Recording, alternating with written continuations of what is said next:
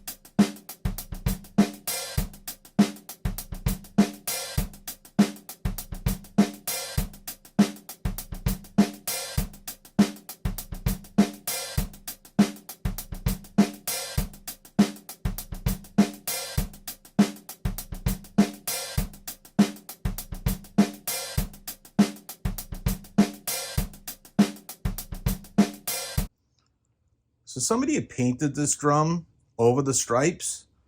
So when I removed the stripes, the original finish had been covered for 30 or 40 years, however long they've been on there. I've tried every trick in the book to remove that paint and save the original enamel underneath. Unfortunately, nothing has worked. If I remove the paint on top of the enamel, those white stripes are still a different color. So my last resort before just completely stripping the shell and polishing the brass, which I hate to do, I'd rather keep it original if possible, is I just sprayed it down with this graffiti remover, which I've had good success with before, but I'm not positive what it's going to do to this shell. So like I said, at this point, I have nothing to lose because no matter what, I'm never getting rid of those stripes. So I just figured I'd see what this does before I completely strip the drum and just polish the brass shell. It sucks I can't save it, but I don't know. We'll see. This is kind of a Hail Mary.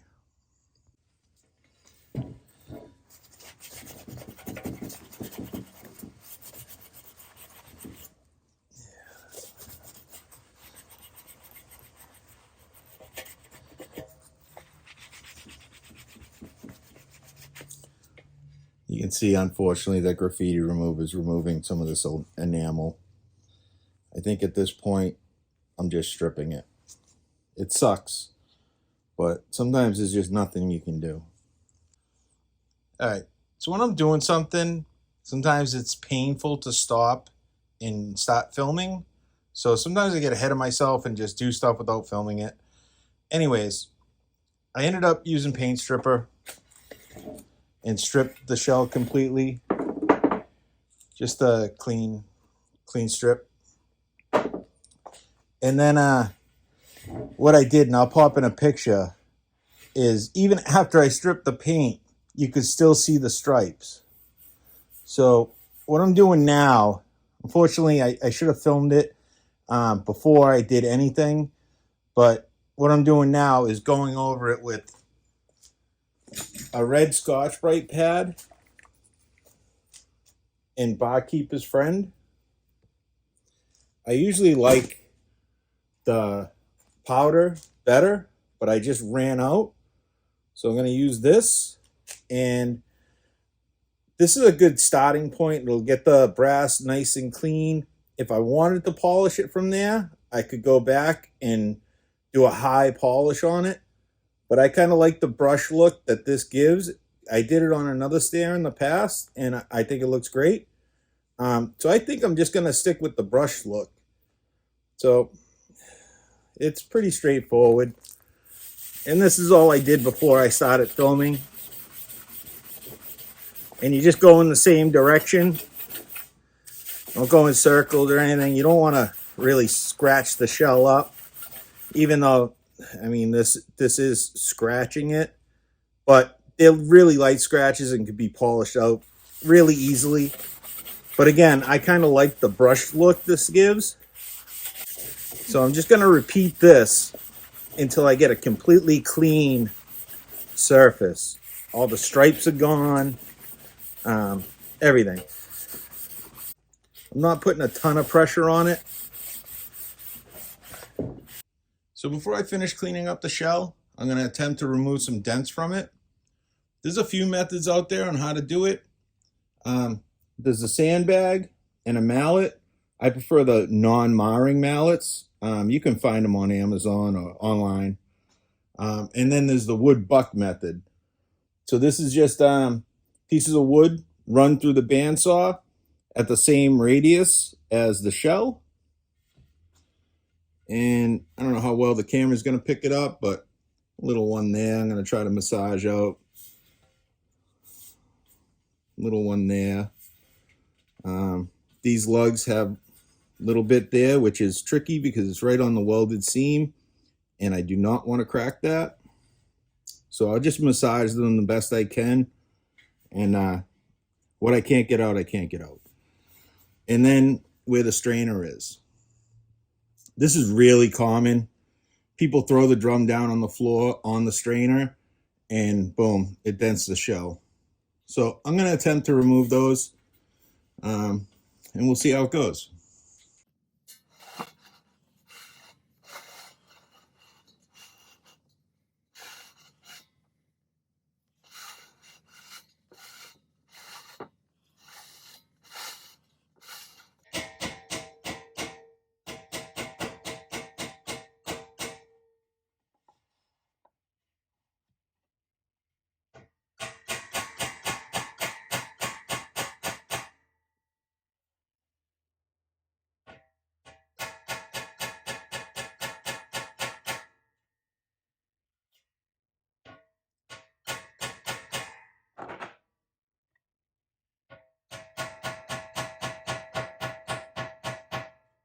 So just go lightly and work it. Don't stop bashing away. Especially on these brass shells, they're really soft to begin with.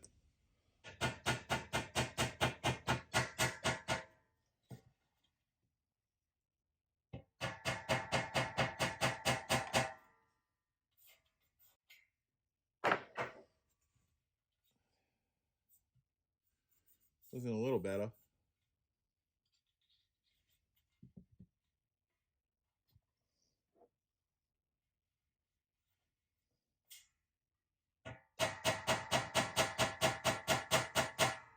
You definitely have to be careful near these welds.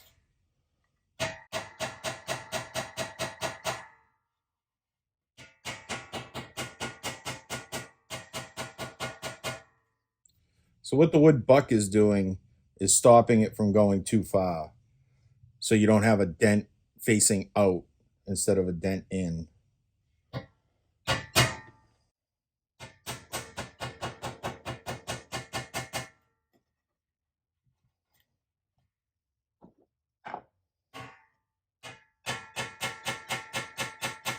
And these mallets have a little contour to them. Well, this one has a big contour. This one has a little contour. If you try just using a flat hammer, it's not going to get the spot that you want to get.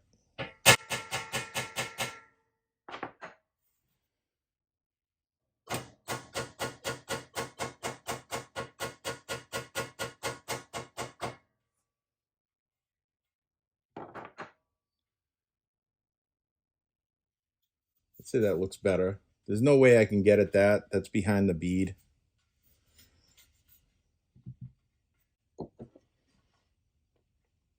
And then I mark the center line on these bucks to kind of line up the drum in it.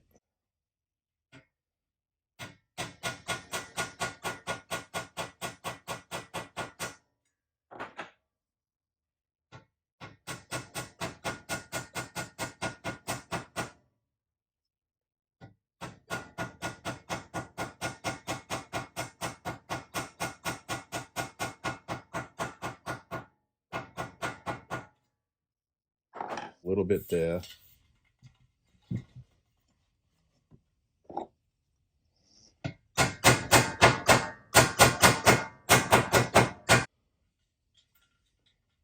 And you can kind of see where the dent is from the inside even.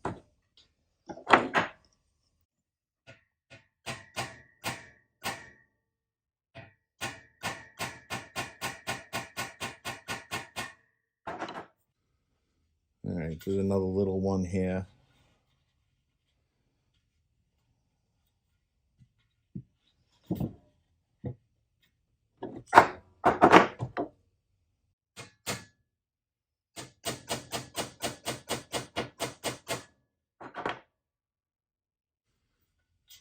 Tiny one there.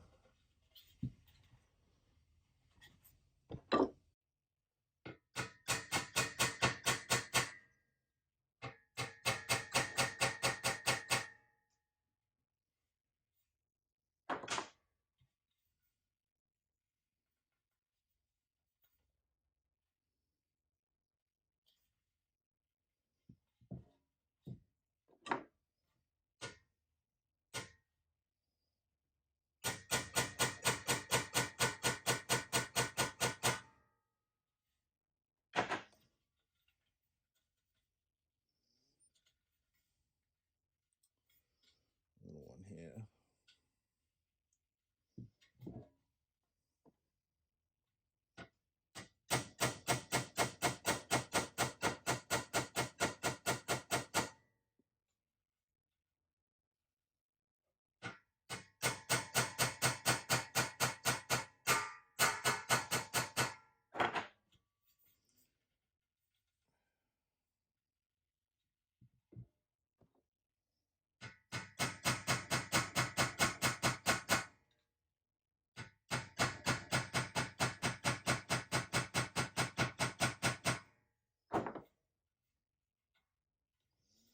Little one right there.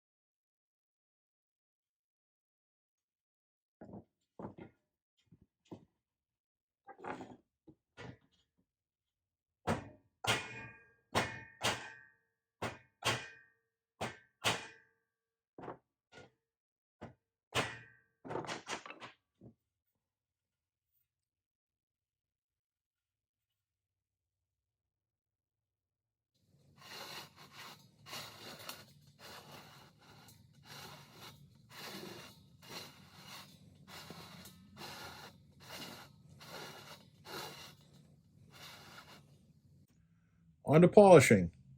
There's several polishes that work good for nickel. You don't want to use anything too abrasive because the nickel coating is actually thinner than chrome. So you just want to be careful with it. So I've tried Semichrome, Nevadel works well, those both work well. A friend of mine recommended the Cape Cod cloths, so that's what I'm going to try today. Just always trying different stuff to see what's the easiest, what works the best. Throw some gloves on.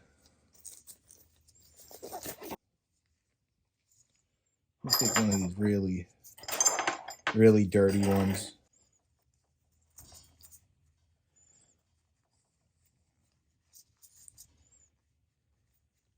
It is taking some off.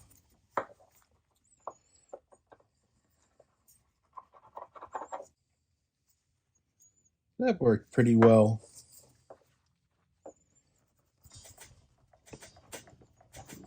I've had good luck using Nevadol and then going behind that with the Semichrome in the past. Like I said, I wanted to try these because I've heard they work well. It looks pretty good. Let's try some Semichrome. Some of the nickel is already worn off a little bit.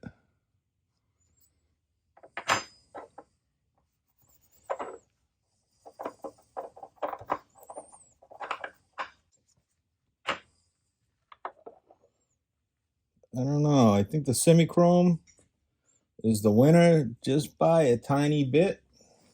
I'll try another one. A little Nevadol, and then go behind that with some Semichrome.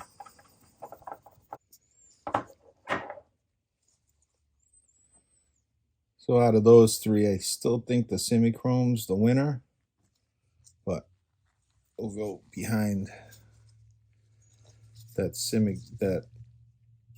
Nevadol, a little bit of Semichrome.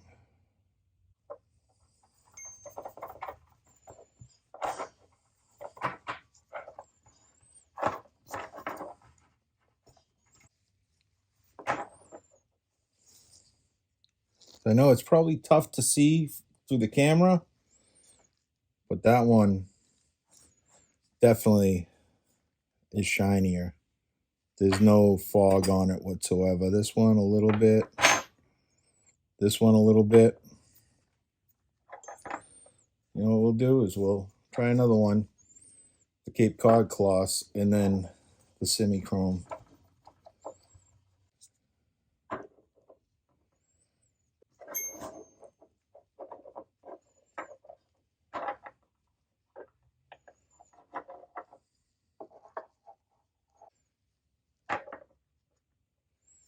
Say that's about the same. I think the Nevadol with the Semichrome works really good. I think that's what I'm going to stick with.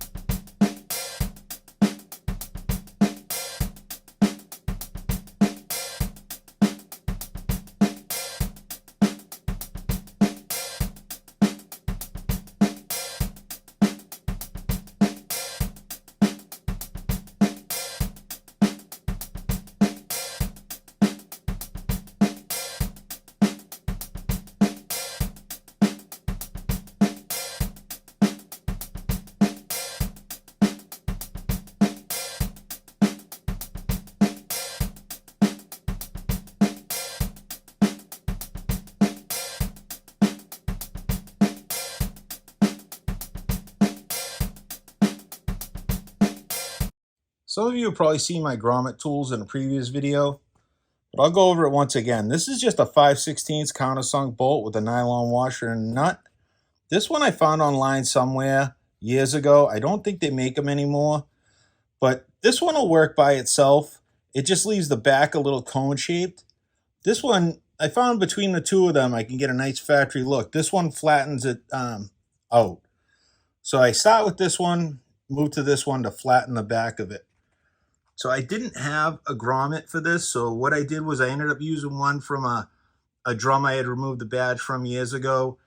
And it was longer. So I ground it down so it would fit this thin shell. And the back's nice and flat. So all that's left is to put the rest together. So this drum was painted from the factory. Normally when drums come raw from the factory, they're actually clear coated. You don't even notice it. I'm not gonna clear coat this one. And if there's any kind of oxidation under here, the surface has to be super, super clean. And if there's any kind of oxidation under here, it's gonna bubble through the clear coat. And then I'm gonna have to strip the drum again and get rid of that oxidation, re-clear coat it. I'm just gonna go over it with some Nevedol. This will protect it. And if I see anything pop back up, I can just wipe it down. I don't have to go through the process of stripping the clear coat off again.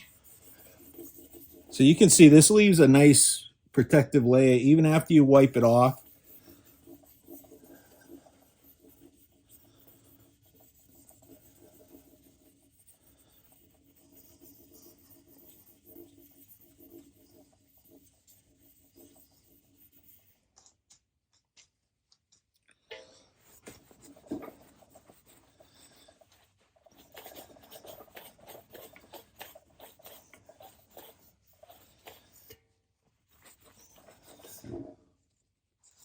So again, you can see the fingerprint.